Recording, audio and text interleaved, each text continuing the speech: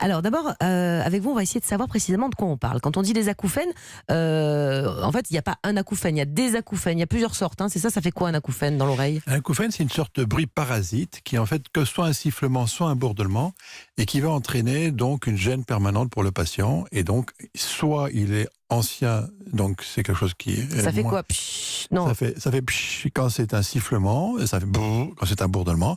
Donc en fait, en fonction, disons, du type d'acouphène, on va plus ou moins se diriger. Il peut être aussi ce qu'on appelle pulsatile, c'est-à-dire comme un cœur qui bat. Psh, psh, psh. Dans Ah ce oui. cas-là, on va peut-être rechercher en effet une cause vasculaire. Est-ce que c'est fréquent? Il y a quelle part de la population à peu près qui est touchée par ce problème?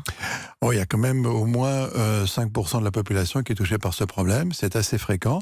Le seul problème, si vous voulez, c'est que la majorité des acouphènes sont difficiles à traiter et qu'en fait, il y a des associations comme France Acouphènes qui s'en occupent un peu. Jimmy? Et ça touche plutôt les hommes ou les femmes?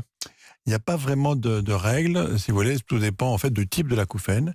Et en fait, le vrai problème, c'est d'essayer de diagnostiquer quelle est la cause ou quelle peut être la cause de l'acouphène. Et c'est toujours à cause d'un traumatisme sonore, parce qu'on a été à un concert ou quelque chose comme ça? Non, pas toujours. Non, pas toujours. En fait, le traumatisme sonore est une cause qu'on recherche systématiquement, puisqu'en fait, dans ces cas-là, il y a une chute auditive fréquente. J'allais vous dire, c'est pas à chaque fois la chute auditive, hein, par Non. contre, dans l'acouphène. Alors, l'acouphène n'est pas obligatoirement accompagnée d'une chute auditive, mais lorsqu'il y a une chute auditive, on va essayer, et surtout si elle est récente, on va essayer de traiter en urgence, parce que là, c'est une urgence en effet à traiter. Mais j'imagine qu'il y a des métiers quand même où on est plus à risque d'avoir des acouphènes quand on est tout le fait. temps exposé. Les Ouais. gens qui ont des marteaux-piqueurs ou qui utilisent des sons au-dessus de 100 décibels, des chasseurs dans l'armée, les explosifs, etc., on risque plus de risques d'avoir des acouphènes, tout à fait.